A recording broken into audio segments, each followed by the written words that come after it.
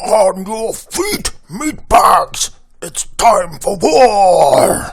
Alright, we're back again, and as you recall, today is the day that we're going to take a look at the unified Orc war clans as we proceed through our tour of the card allotment as it stands so far, which is pretty shallow in terms of there not being that many cards written just yet. But as you can see, there's a lot to think about with each one, so we have plenty to talk about. Now, for the keen-eyed amongst you, the observant folk who may have noticed, as I briefly brushed past this last time, that this list of the various eras in Redimere's history has changed since the first video, and that's because I got inspired to a lot of different ideas the other night, and the history wound up going a little bit deeper. Previously, the first point that I had in mind was the Great War era, which is where we are with the Orctide. Begins with the Orctide. So we were at basically the very beginning of the history that I had with this game, Recitals of Redimere.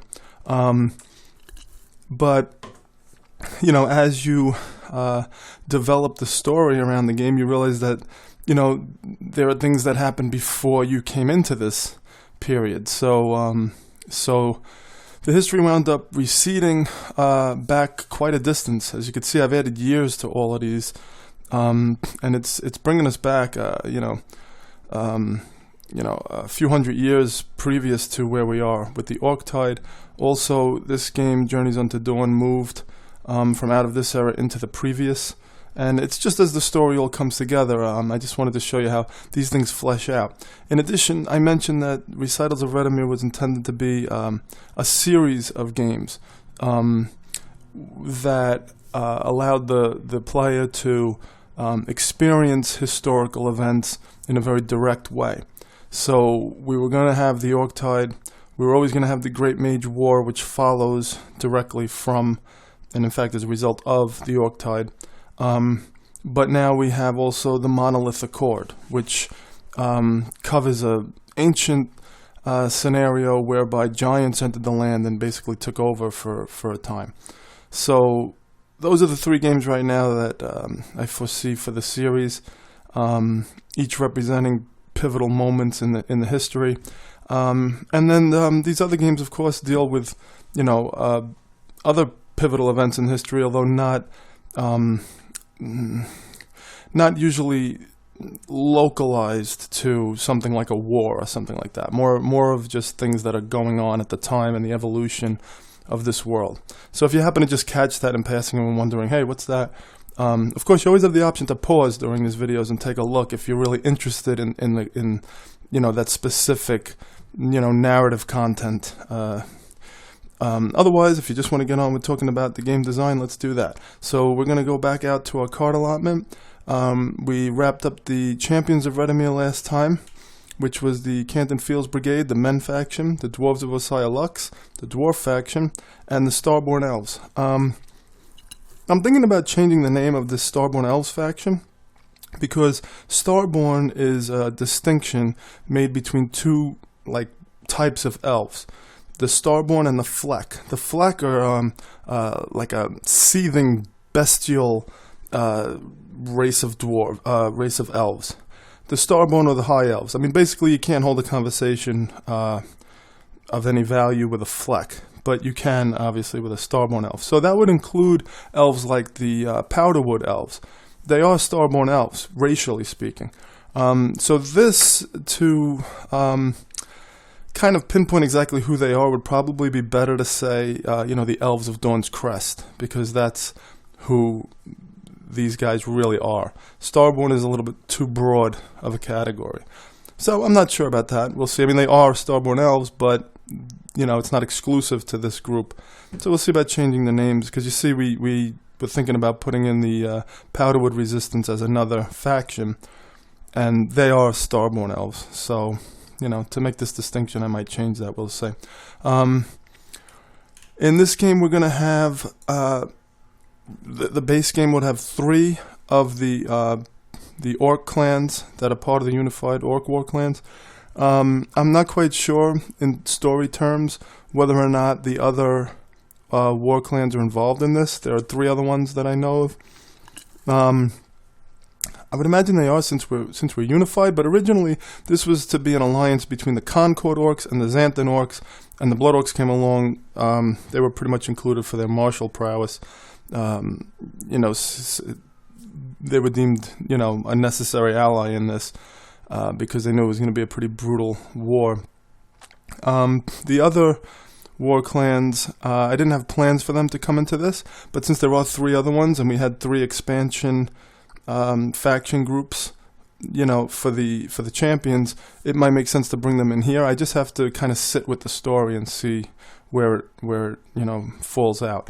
I mean, I operate completely on inspiration with this stuff. I don't usually sit down and try and devise very much in terms of the story. I just get hit with stuff and I try and explore it as much as possible. It's more of like an archaeological dig. You get to choose where you're going to look. You get to choose how much time you're going to spend trying to uncover something in a particular area, but you don't really choose what you find, and that's kind of what the process feels like to me. Okay, so let's jump into it. So for faction cards, we don't have any equipment or tactics that are going to be across-the-board orc cards, because remember, the faction cards are going to be used no matter which faction group you choose, the Concord, the Xanthan, or the Blood Orcs. But we do have units that are going to go into all of those decks. The first one is Orc Squatters. Okay, so let's just get a sense for who this is. All right, many Orc commoners trailed behind the marching war hordes with hopes of looting the foretold riches of men and elves. So you can imagine, as the war hordes are marching off into the east to make the attack, there were those who kind of trailed behind, hoping to kind of pick up the scraps along the way. This war was to come in and basically seize the land, seize the resources of the men and elves. And so there were people who wanted to kind of get a jump on that, figuring, once we win, everybody's going to move in here and take everything. Well, we're going to come in right behind them and just, when they slaughter a guy and he falls to the floor, we're going to dig his pockets. So Orc Squatters. The card is a cost of 3, which is relatively low. And you're going to see it's combat or cunning. Now, you may have noticed that usually we're using cunning to make purchases. It's kind of a recruit value. But for a lot of the orc cards, you're going to see combat as well, because they can use coercion, intimidation, basically bullying people into doing what they want. So you're going to be able to use combat for recruit in some of these situations. And Orc Squatters, as you could imagine, would be one of those cases where you just kind of, you see a squatter, you just grab him by the neck and you tell him what he's going to be doing next. So the Orc Squatters aren't very powerful. They have 1 combat, they have 1 cunning. You can imagine the people who would follow behind these war hordes into this battle would be probably the more aggressive types. You're not going to have some little old orc knitting a sweater and she's going to come along for this ride. So they do give you a little bit of combat. They give you a little bit of cunning. I mean, they're out there kind of scavenging and whatnot. They got to keep their wits about them, right? So their defense is 2, less than their cost. They're not armored. They're not armed or anything like that. But they can be used to fortify because they're squatters, right? So that makes sense. So let's take a look. When you acquire this card, you may immediately use it to fortify a location under your control. Now, why would you want to fortify a location with a weak card like this? Well, first of all, you get to do it immediately. So that's a benefit. You don't have to wait for something to come up into your hand to fortify. You also don't have to take a unit from your hand, which, you have 5 cards, generally speaking. You probably don't want to give them up. I mean, as you know, in a deck building game, you're always kind of pushing the limit of what you can purchase. You're always trying to, usually, purchase the most expensive card you can, trying to get that extra point or 2 to get that better card. So you don't really want to lose a card from your hand if you could avoid it in most cases. This allows you to kind of circumvent that and use this to fortify as opposed to another card. Also, if you remember, fortification is necessary in order to scout an incoming march. So if someone is going to assault your location, if that location that you control is not fortified, you're not going to see them coming. And the assault is going to resolve immediately, which means you're going to be stuck with whatever happens to be in your reserves and whatever happens to be in your hand that turn. So this gives you, you know, an opportunity to throw something out there, fortify the location. At least somebody's out there watching, and they can ring the bell if somebody's coming. And that's going to force the opponent, when they're making an assault, to use that marching token and delay that assault by 2 turns. It's going to give you an opportunity to further fortify, and it's also going to give you an opportunity to prepare via your reserves. Okay, so here we go again. Computer's just kind of getting up to speed. It's kind of a late riser here, getting on board, as we've already started. Okay, and let's see what else it has. Evade, sabotage. Destroy this card to evade 1 sabotage attack. So we spoke about evade cards in the last video and how they work, and so this is going to just be a card that you could use to evade an attack. But notice it says destroy, so it's going to be a one-time evade. If you use this to evade, it's going to be one time. The Orc squatters are weak, you know, and they're going to get taken out in this defense. I did want to talk about this. Evade, sabotage, and attack, sabotage. It doesn't really flow off the tongue when you talk about it. I mean, destroy this card to evade 1 attack, sabotage. It would be better if it said destroy this card to evade 1 sabotage attack. The problem with that is, I wanted this to be consistent in terms of the layout. See this sabotage evade, you know, it's not as good as sabotage attack. Now you could do it, but then you'd have here, sabotage would be the first word. And when you have attacks, sabotage would be the first word again. So, you know, when you're just looking at your card, I kind of want you to just see evade. Okay, this is an evade card. And then we'll consider what kind it is. I wanted this to be the first word. So all your evade cards are going to say evade. And then you could explore further and note what kind of evade it is, what kind of attack it is. So I wanted them to be consistent between each other, and I also wanted them to be consistent from card to card in terms of just at a glance, you just see that first word, evade. You know, we tend to look at text from left to right in this culture anyway. So that's why it's this way. So let me know what you think about that. I mean, is this okay? I mean, destroy this card to evade 1 attack. It's not any kind of attack. It's this kind of attack. So what do you think about how these words are being laid out here? This is what I came up with to kind of achieve the most important ends here. Okay, in VP1, it's a very weak card. They're lucky you even get 1 VP for it, but it does have some stuff going on for sure. Alright, so, okay, the Xanthan Outcast. Now, the Xanthan Orcs are an orc breed of an imperial nature, of a kind of a stuffy, high, elevated nature. And part of their culture is that they remove all hair from their bodies using a daily elixir that they drink, which prevents the growth of hair. And that's to kind of, you know, like symbolically separate them from the beasts, elevate them above the beasts, and also above some of the lower orc war clans, the orc clans. So the Xanthan Outcast you're going to see here is a desperate, filthy Xanthan orc with scraggly hair of medium length and a wiry beard, scavenging upon the ground like a beast and looking at the viewer wide-eyed like Gollum. So he doesn't have access to his elixir. He's an outcast, and that's going to be visually evident by his hair, his beard. It's going to look very unusual. As you see all the Xanthan orcs, all of them are bald with no facial hair, male and female alike. And you're going to see this guy, and it's going to be like, you know, he's going to look like a monster compared to the rest of them. So it really drives home the point of his desperate situation. So he's been outcast from this high society. All right, cost 1 calm or cunning. Again, you can kind of intimidate him, beat him up a little bit to get him, or you could just tell him to get on board. We wanted to get in some of those cards with 1 cost. He's going to have 2 defense. I don't know what I was thinking with that. I suppose maybe just that he's an outcast. He's maybe a little scrappy, you know. He might give you a little tussle or something like that. I mean, you know, Gollum will bite you, right? So he can't be used to fortified, but he does have the melee proficiency. You know, stab you with a rusty piece of scrap or something like that. You may destroy this card from your hand to gain 1 influence. Okay, so this is a way to pick up an influence token. Okay, so if you kill him, because you're making this happen, no one's destroying him. Your opponent's not doing it. You're doing it. So you kill him, and you know it gives you a little a little bump, you know, in the eyes of the other orcs. You know, that you didn't have pity on this disgusting outcast. You know, you showed him who's boss. So you're going to gain 1 influence for that. But he's not worth anything, VP-wise, which is not good for him because, you know, it's kind of like an informant with no information. You know what I mean? He's not worth anything. You're probably going to be very, very ready to destroy him to get that 1 influence. And that's what he deserves, the filthy bugger, right? So, so that's the story with this card. That's all we have for the faction cards right now. So we're going to get into the Concord Orcs. Now, the story with the Concord Orcs, and I guess just for visual purposes I should mention this, the Concord Orcs are a green-skinned orc race. The Xanthan Orcs are a yellow-skinned orc race.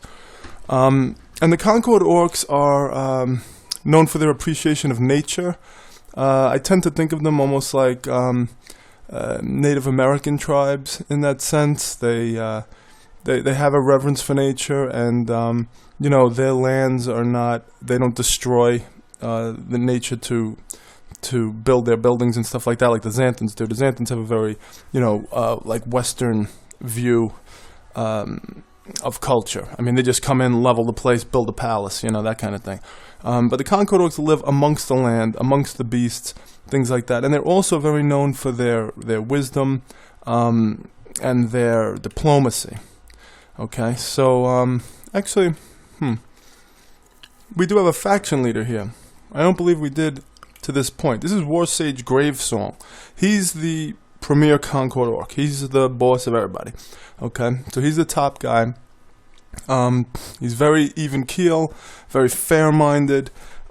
He comes into this alliance with the Xanthans, who are an imperial clan, which the Concord are not. They're very content to kind of remain where they are in a sense, but there's 2 reasons. The War Sage Gravesong knows that the Xanthans are going to make this move. Better that he be there to kind of guide it a little bit, to be part of the process, and kind of, you know, see to the concerns of his people. And also, he's no, you know, lover of men and elves and dwarves. I mean, you know, he sees them in a similar light to the other orcs as, you know, kind of covetous. You know, the champion faction is generally not overly fond of orcs in general, so there's kind of like a racial thing going on as well. I mean, they treat them like second class. You know, they don't view Gravesong as their equal per se, although more so than anyone else. He earns the respect of all because of his diplomacy, but still, you know, he is an orc and he has orc concerns at heart. So he did decide to take part in this, but they're not a warlike people. But sometimes it does come to fighting. I mean, you know, that's part of nature as well. Survival of the fittest and whatnot. So his basic unit cost is 3.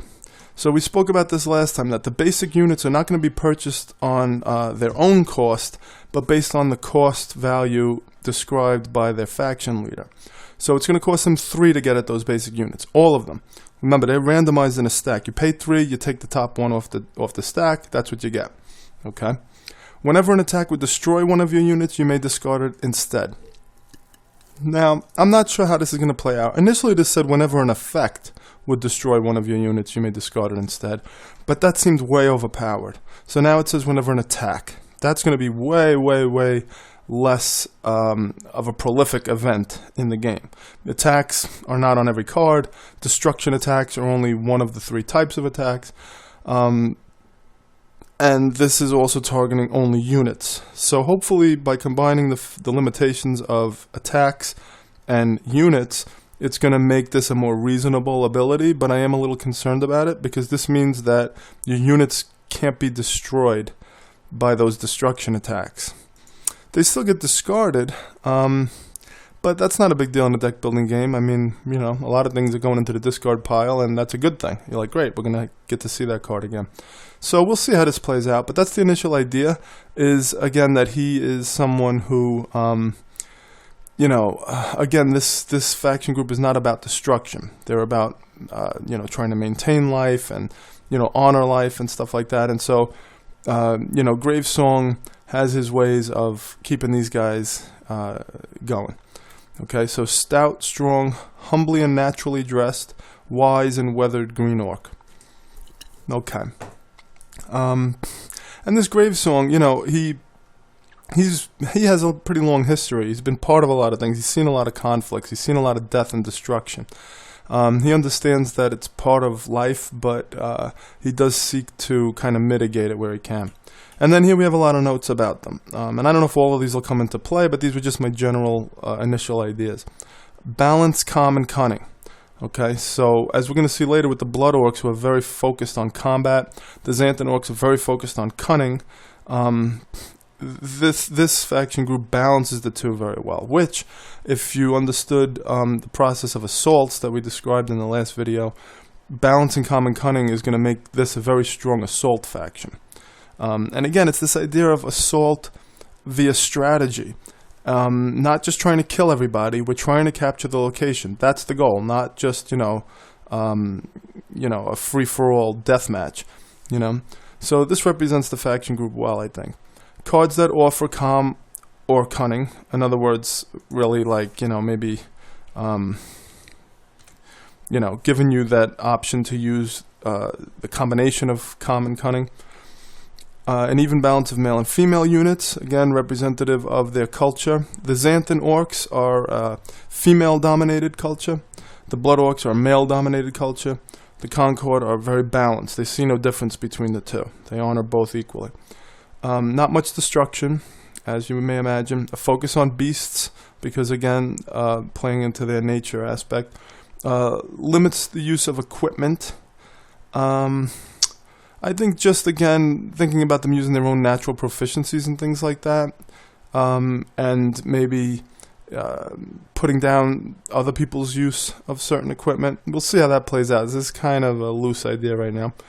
High reserves. I thought possibly of giving them abilities that would allow them to make better use of their reserves, maybe increase the number of reserves or something like that. Many magic and melee proficiencies, and unit defense equals cost. So again, much like men, there's a balance. Okay, so the Sober Hold Bulwark. The Sober Hold is the capital of the Concord region, the Concord-controlled region in the Orclands. So this is a piece of equipment. The iconic shields of the Sober Hold Sentinels are a renowned feature of the Concord Orc capital. So they have these really big shields that are like the size of the man, and they're ornately adorned and in a kind of a crazy shape, and they're just a very unique look to them. And so you're going to get to use that shield in the game.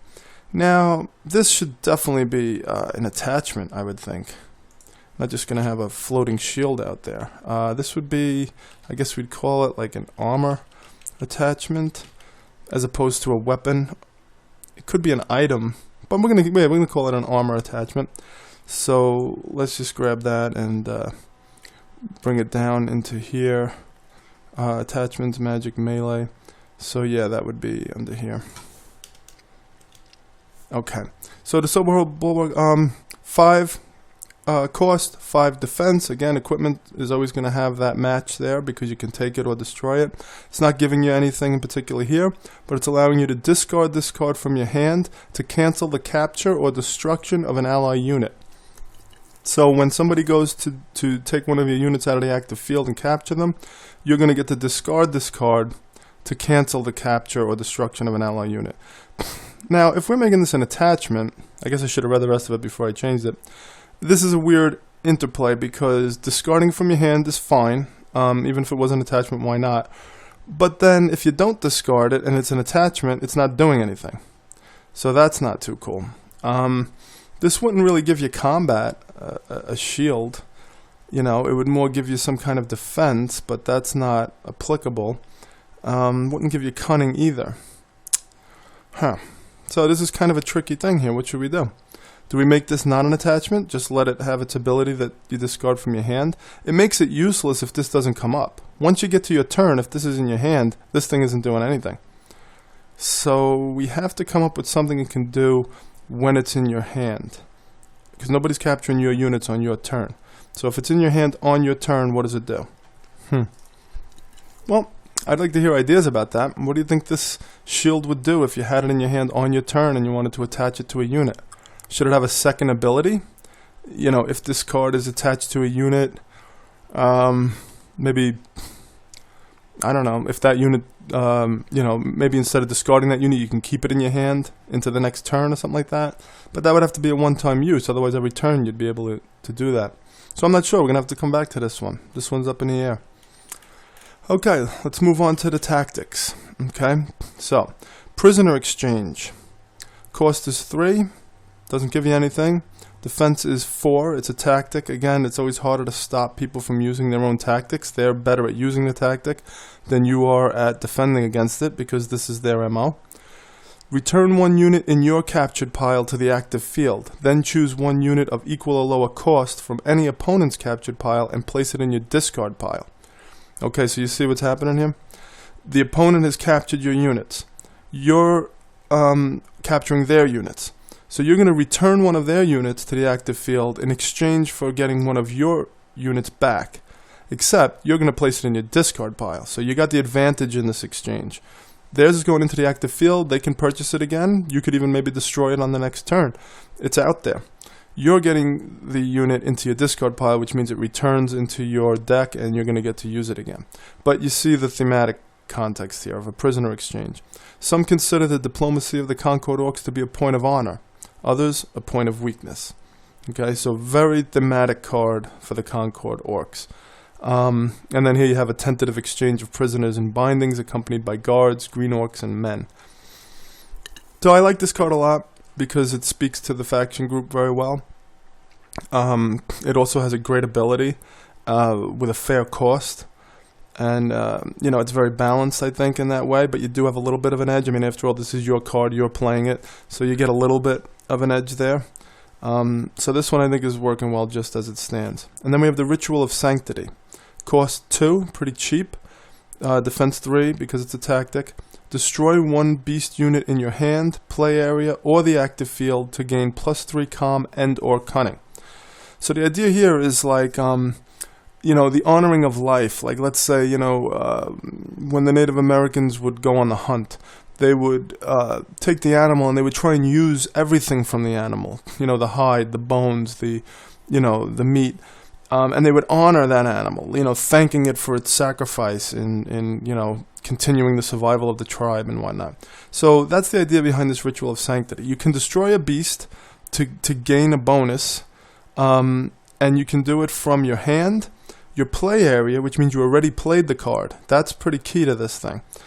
Or the active field. So you can destroy a beast that's either just in the land, belonging to another faction group, belonging to your own faction group, and any kind of a beast anywhere, even one that you played already. Okay, so you can play the beast for its abilities, and then you can destroy it for the Ritual of Sanctity and gain this as well. Now, as you can imagine, when you're playing cards, there's kind of like a like an ethereal pool where your combined combat and cunning is being accumulated.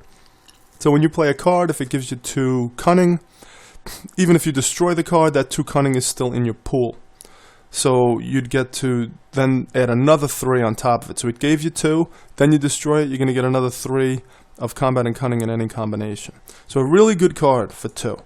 But it is going to require that you have a beast, and it's also going to require that you destroy that beast. Alright, so there's, you know, some balance in the cost there. And this is something that's part of their culture, something, you know, that's going to come up, you know, more than once. So I just wanted to indicate here that there's going to be multiple copies of this card. There's going to be multiple copies of a lot of these cards. But, you know, with certain ones, I just made note of it there. Okay, and that's all we have for the Concord Orcs right now. Alright, so again, we're very early on in this process. We have very few cards for the various factions, but you're getting a taste for what the faction groups can do. So let's go down to the Xanthan Orcs. They have both of their faction leaders in place. Broodfather Ozar.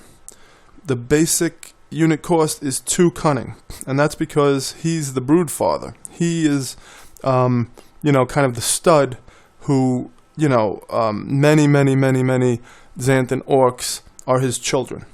Okay? So when you recruit a basic unit, you may place it into your hand instead of your discard pile. So similar to what we saw on the Zealous Squire, the basic unit card for the men. But here, you can do it anytime you recruit a basic unit. So if you choose him as your faction leader, for the duration of the game, every time you recruit a basic unit, you're going to place it in your hand.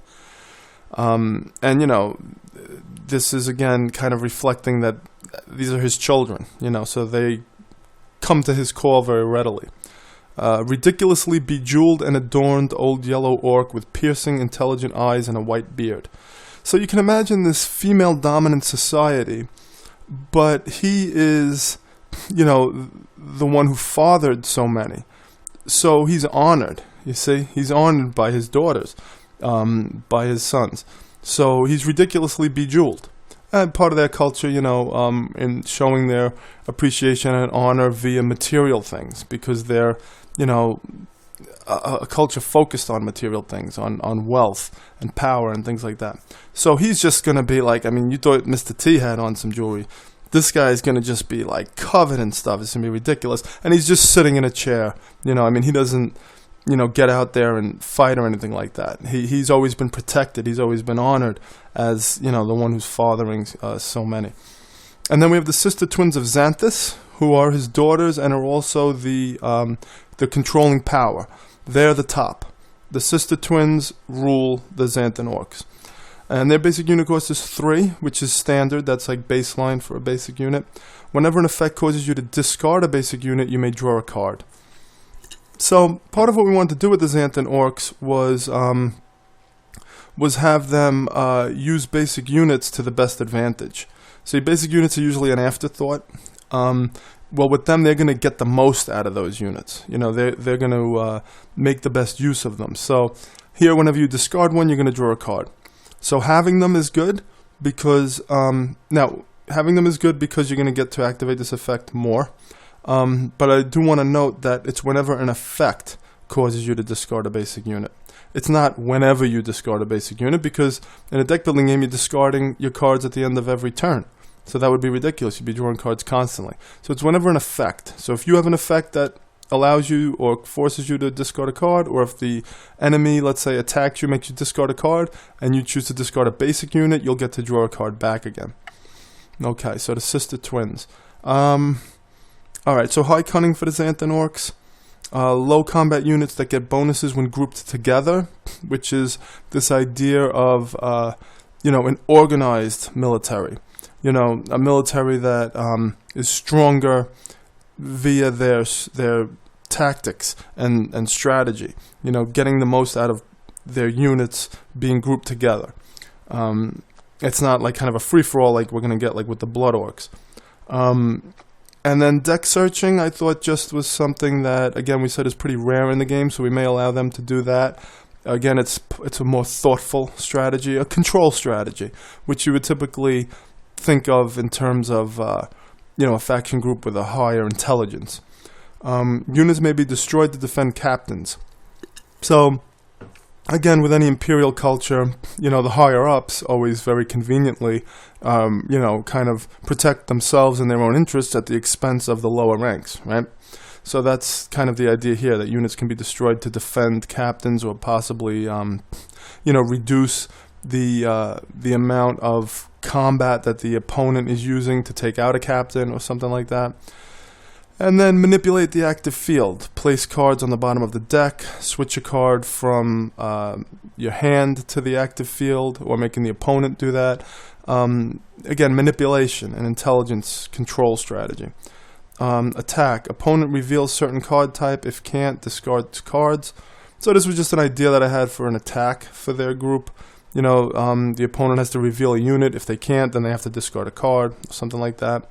The best formations. I haven't really gotten into the formations yet, but formations are intended to be a tactics card that's used in assaults primarily. So it would be a way of like organizing your units during an assault to get a bonus. And again, in that idea of a high level of intelligence and organization, they would have the best formations. And then using basic units to the best advantage. And now you see, we had a lot of ideas for the Xanthan Orcs. They're probably not going to get all of this. We'll see how it plays out. Because we had some faction groups we only had 2 notes for, and here we got 10 notes. Force discard of opponent, so forcing discards. Discard to draw new cards. Again, strategizing, thinking, planning. You can discard and get new cards into your hand, kind of get your hand where you want it, have a little bit more control over your hand. Purchase only with cunning, so they don't beat their units into submission. They get them with their speech. And then unit defense is less than cost because they're not a very physically oriented faction group. So let's go to the equipment. The golden coffer. There's an equipment item, so it doesn't need to be attached to a unit. 3 and 3 as usual for equipment. They're going to be the same. You may destroy this card from your hand to recruit 1 unit. So now you're paying 3 for this, but potentially you could recruit a unit of any value by destroying this card. So this is kind of an investment, right? The golden coffer. It's a bribe. But you can think of it as an investment in mechanical terms because you're buying it for 3, and then later you're hoping that you're going to be able to get a unit worth more than 3 by destroying this card. So it's an investment in the future. Okay, and that's 1. Okay, and now for attachments, the War Crest of Adula. Adula is the character that really had me regress back into the history a little bit, because if we go take a look at her, a legendary warrior of Xanthan folklore, Adula is said to have harnessed the power of the subconscious mind to deliver perfectly precise strikes to her enemies, making her nearly unbeatable in combat. So she's a combat-oriented Xanthan orc, right? Now we said that they're not really extremely combat-oriented. They're a warlike race in terms of like their imperial nature. But generally speaking, they're not, like bar brawlers and stuff like that. And they're not known for their warriors. They're more known for their military tactics and things like that, which helps them win. Not because they have some champion who comes out on the field and kills everybody. But Adula is a combat-oriented Xanth. But she's from a previous stage of their history. So this was a stage before they kind of reached where they are now. You could think of Western culture. If you ever played Civilization, how you move from very rudimentary, guys with clubs, and then eventually, you're fighting with planes and jets and things like that. So in their history, they were a more barbarous people, just like everybody. But so she's back further. So I had to kind of go back to kind of flesh out where she was from. I wanted to give this combat bonus to the Xanth via Adula, and I had to kind of explain that a little bit. So she was instrumental in the liberation of the Xanth from the grips of servitude during the 100-year period when giants controlled the northern Orc lands, and fought alongside the Dietor in the final years of the Monolith occupation. The Monolith are the giants. She was the first queen of Xanthus, taking power at the beginning of the Restitution era. Okay, so you don't have to understand what all of that means, but it means that she is a legendary warrior of the Xanth. And so they do honor those aspects of the history where, let's say, these more, combat-oriented things served them well and contributed to their now glorious culture. All right, so the War Crest of Adula is an armor attachment, and when you place it on a unit, that unit can have the melee, ranged, or magic proficiency. It's a circlet with a crest on the front of it, so anybody can wear it. And the attached unit may add their cunning to their comm value. So they're going to be able to get both, but only as it applies to combat. If they have a combat of 2 and a cunning of 1, they're going to get 3. In total, but they're not going to be able to use it for cunning. They're only going to be able to use it for combat. All right, so this is kind of bumping up the combat value of the unit who wears it. Okay, and then we'll get the flavor text in there. We'll probably take a piece out of that lore book entry and drop it in here. Okay, and tactics, Seeds of Descent. Okay, now this is going to give you 2 cunning just by itself. Okay, it's a psychological strategy, a cunning strategy that's going to help you anytime. But in addition to that, it has the sabotage attack. Choose an opponent to reveal their reserves pile. Choose 1 unit to be discarded. Okay, so very obviously, Seeds of Descent, kind of getting in there with some propaganda, getting in somebody's ear, and having them ditch, ditch their post and leave the reserves pile. So it's going to help you get in there and attack the reserves pile. Again, we said with the Xanthan Orcs that making the other players discard would be part of it, and so here we see that. Alright, and now the basic units. Alright, we do have all three basic units. The Xanthan High Guard, +2 combat. These are the general guards that you'll find around the Xanthan region. They have 3 defense. They can fortify. They're melee units. They have, spears and shields or something like that. And you may destroy this card from your hand to prevent the capture of a captain. So remember we said that units could be used to protect captains, and here we see an example of that. So you destroy this card to prevent the capture of a captain. So now somebody just went out and laid out, 12 combat to get your captain, and boom, you throw this card out there and cancel it. They still lose the 12, and you discard this card instead of them capturing the captain. Not discard, you destroy this card. Okay, very good. Second, the Xanthan Officer, giving you primarily cunning, but also a little combat if you need it. 2 defense, can fortify, has the melee and ranged proficiency, and all other ally units gain +1 cunning. So this could be, again, it's an officer unit that is going to bump up the people around him, or her. We'll see about that. I'm not sure what I think it may be the case that men are used for war in this female-dominated culture. I'm not really sure about that. Probably. It would probably be beneath a woman to actually kind of get out there and, get messy and stuff like that. Why should they have to do that? We'll leave that to the, to the grunts. So we'll see about that. And then we have the Xanthan Soothsayer, excuse me. 2 cunning, but it doesn't give you that combat. Only has 1 defense. Can fortify, has the magic proficiency, but it allows you to look at the top 3 cards of your deck and put them back in any order. Alright, so again, a little bit of a control strategy here, a way of getting your hand where you want it to be for the next turn. And in addition to that, you can get this 2 cunning. Alright, so those are the 3 basic units. And you see they're numbered 3, 5, and 2. These numbers are going to be different. Some of them are more balanced with certain faction groups, some of them less so. And so some of these basic units are going to be rarer than others. You're going to be more likely to get one than the other. In this case, it's kind of weighted pretty heavily on the Xanthan Officer, who gives cunning to everybody. Cunning being, a pretty important part of this faction group. And see, now you say, well, assaults have to balance combat and cunning, so doesn't every faction group have to balance combat and cunning? And of course they do, but we can mitigate any imbalance with cards like those formations I was talking about, where maybe, each card you have only has, 1, but then when you put them all together, they each get, an extra 1 or something like that to help this. Or, maybe cards that allow you to, balance it out artificially.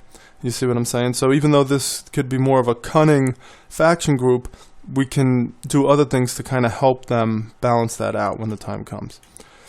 Or maybe ways of capturing cards without having to use combat. Things like that. Alright, so in their faction deck, this is the main cards for the faction group, we have Xerxes, the Minister of Scorn. And now Xerxes, the idea behind him, the Minister of Scorn, which is which is a very funny concept. The idea with him is that he sits during the proceedings of, let's say, a trial, and he just sits, and people will look over at him every now and then to see his expressions and things like that. And at the end, we've seen how a judge will sometimes offer kind of a moral note or some kind of an opinion at the point of sentencing. His whole job is to come in and berate someone who's been convicted, all right, and just try and piece this together with what we've said about the culture already. Okay, it's this real, snobby way of diminishing someone who didn't go along with, what we value as propriety. So here.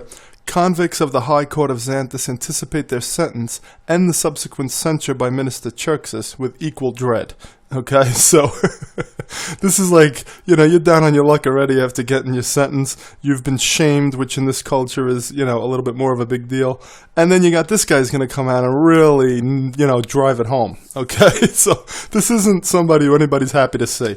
All right, so 7 cunning, so he must be pretty good, is his cost.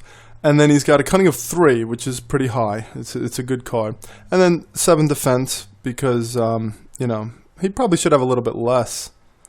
Well, no, I think my idea with this is that because he's a minister, he's protected. So he does have bodyguards and stuff like that. So even though he's just like this, like Mr. Burns kind of scrawny guy in robes or whatever, he's got his protectors, and that'll be indicated... oh, here we go. Condescending, nose-raised old orc in lavish robes flanked by 2 high guards. So that'll kind of, when you're looking at it, you're like, 7 defense, you'll see the high guards on the card, and you'll be like, well, all right, I get it. Okay, so he can't fortify. It's not what he's about. He doesn't have proficiency. He's not going to take any filthy weapon into his hand. And you may discard a unit from your hand to draw 2 cards. So you're going to discard a unit. Off with you. You useless, it's a way of saying, you're no good, we're going to discard you, and we're going to bring something else in here. Okay, so that's kind of the idea here, and the 7 cost is going to get him this 2 VP. Okay, yeah, we're almost done here, we're getting along. Alright, and Dignitary Pax, we had spoken about him earlier on in the series.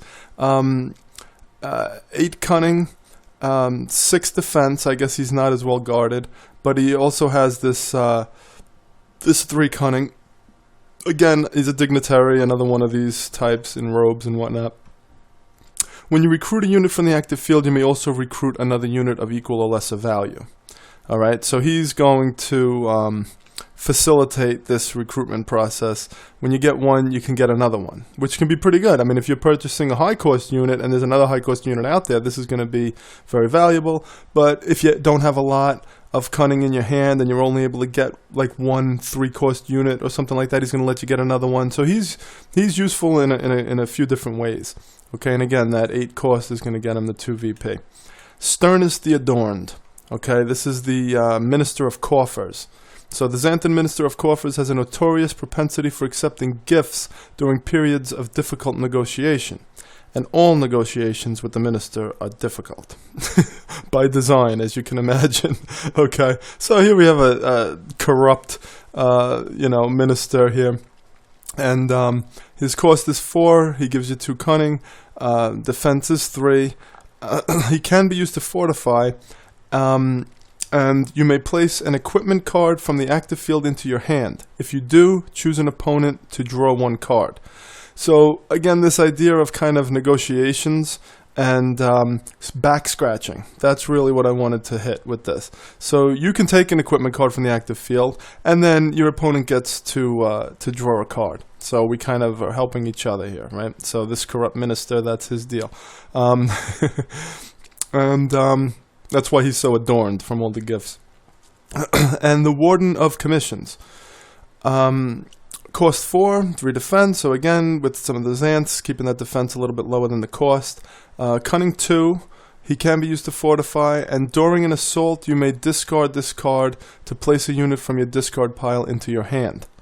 So, if you have him in your hand when it's time to make an assault, you can trade him out from any unit in your discard pile. So the Warden of Commissions, he's assigning someone from your discard pile to join this assault. This should really be an assault ability. It shouldn't just say during an assault. I think I wrote this early on before I decided about this. But this is going to be an assault ability that only comes into play during assaults. Otherwise, you're playing him for his 2 cunning. And that's VP1, and we're done. Okay, so we're going to have to just do the Blood Orcs next time because we're going pretty deep into this thing. So, thanks for checking in again. Next time we're going to come back with the brutal Blood Orcs.